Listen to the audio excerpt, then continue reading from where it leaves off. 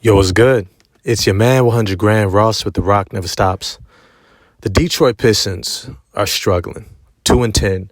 It's been a rough start. But I can't help but think, if their veterans, Monty Morris, Bojan Bogdanovic, Joe Harris, Alec Burks, had all been healthy from the beginning, that the Detroit Pistons could potentially be looking at the type of turnaround that we're seeing from the Houston Rockets, who were in a similar place last summer. I want to dive into that in this video. If you agree, smash the like button for me, hit subscribe and the bell for notifications. Look, I'm not saying that the Detroit Pistons would be a number 5 seed in the Western Conference or in the Eastern Conference. But I am saying that I think they'd be somewhere closer to 500. Instead of 2-10, I'm thinking something more of 6-6, 5-7.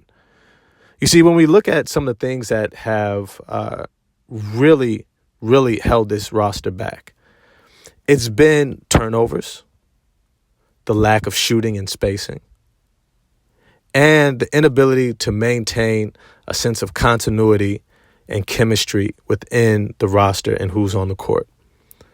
Now, the continuity, the chemistry aspect was always going to be somewhat in flux because there are a lot of new players, especially players who are taking on roles that are very different, or I should say taking on roles that have shifted current roles on the roster. Let me just give you an example. Asar Thompson was not on this team last year. There was no defensive wing stopper. There was no guy that I can throw onto the team's best perimeter or scoring option and say, you're going to guard him one-on-one. You now have that.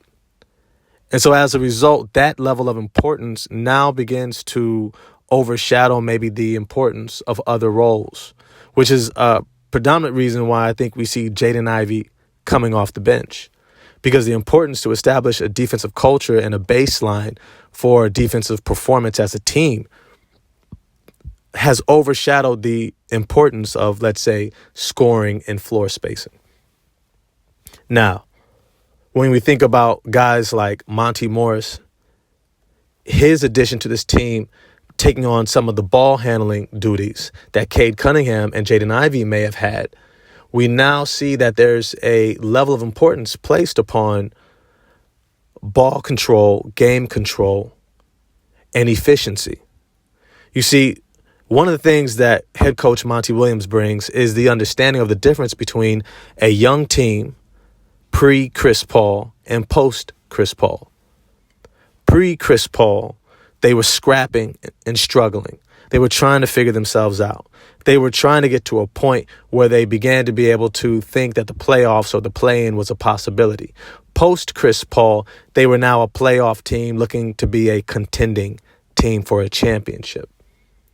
He began to recognize the importance of being able to control the game at the point, to be able to facilitate and make sure that you get into your offensive sets and system every single time down the court, that you're getting a high quality shot every single time down the court. It's a major reason why Devin Booker was able to shift from a guy that we all kind of knew about as a really good scorer to one of the best scorers in the game and somebody that we look at could be the best player on a championship team.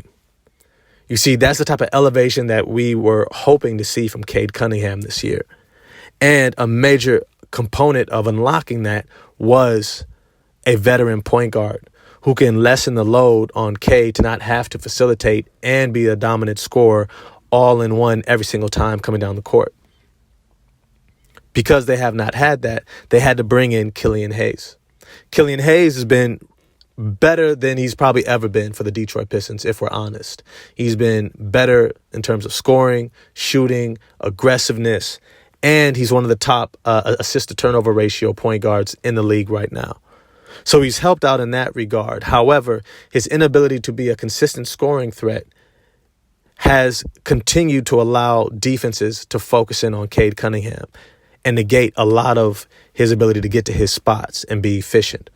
And as a result, the turnovers remain high. But then we think about Bojan Bogdanovic and the impact that he was supposed to have for this team.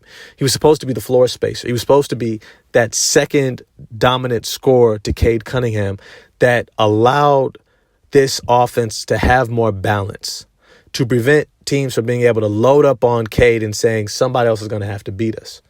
And when you have Ausar Thompson there, who is still figuring out how to be a consistent scorer and definitely is not the floor spacing shooter that they need, the floor is that much smaller. And even though he does great moving off the ball, backdoor cuts, cutting off of drives and getting dump offs and duck-ins and things of that nature, his inability to consistently space the floor and be a consistent scoring option allows teams to load up on Cade, and we've seen the outcome of that. 2-10. Turnovers are high, efficiency is low. You see, these are the different components that the Detroit Pistons were hoping to start this season and not have to deal with. But here's the other aspect of it. It would have also shifted roles in terms of the bench. Now, the bench has been surprising. The bench has been able to play at a high level. And from my perspective, I would have thought that Ausar Thompson would have still found a way to start. Isaiah Stewart likely would have came off the bench. Marvin Bagley III would have been the third big, if not going with two bigs off the bench next to Isaiah Stewart. Or Ausar Thompson would have came off the bench quickly, and it would have been Ausar and Bagley coming off the bench. Either way, they would have continued to have a big team. They would have had more shooting, more spacing, more balance, and more depth. Instead, we see this team reaching, and they're having to do things like play guys like Marcus Sasser heavy minutes early in this season. Now, he's been a revelation. Marcus Sasser has been great for them. But as teams figure him out more and more and expectations begin to be heaped on him, he's been struggling. With Alec Burks and Joe Harris in and out of lineups, that bench continuity has really struggled as well. Guys have struggled with knowing what their roles are. It's clear that they do not see Jaden Ivey as a point guard, and so he is being groomed to be a high-level, off-the-ball scorer, or at least not the main facilitator for this team coming off the bench.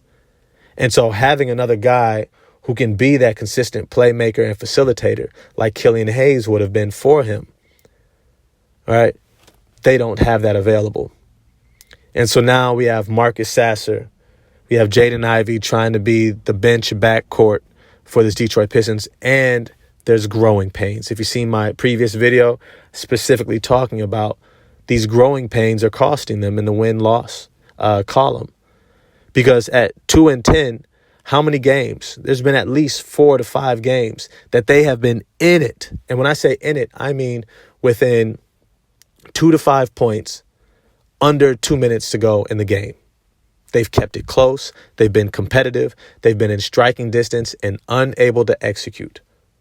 Head coach Monty Williams is constantly reaching and trying to figure out a lineup to close out games because he doesn't know who is going to give them the best combination of game management, shot making, defense, and to fill all these holes that veterans would have been able to fill had he had them at his disposal. Now, am I saying they would have had the same outlook as the Houston Rockets, who once again are a playoff team 12 to 14 games into the season? No, I don't know if they would be there. But would they be somewhere around 500, which is still good enough for a play-in team right now? Hell yes. They've had more than enough excitement when you look at the defensive dominance of Ausar Thompson, who I am going to drop a video on later. When you look at what Jalen Duren has been able to provide, and even if he has injuries, you still would have had Isaiah Stewart shifting over and still had depth in your front court. When we think about what Marcus Sasser has been able to look like, when we think about what Alec Burks has been able to bring in terms of his shooting and playmaking and shot making, right? When we think about what everyone else is already showing, Cade Cunningham has had some big games against title contending teams, i.e. the Miami Heat, right? He's been able to show that he can be a dominant scorer, playmaker, facilitator, but he needs help. And had he had it, I think this team looks drastically different. I got them somewhere around 500. But as always, I want to know what you all think. Holler at me in the comment section. If you enjoyed the video, like, subscribe, hit the bell for notifications, and I'm going to get at y'all next time. Peace.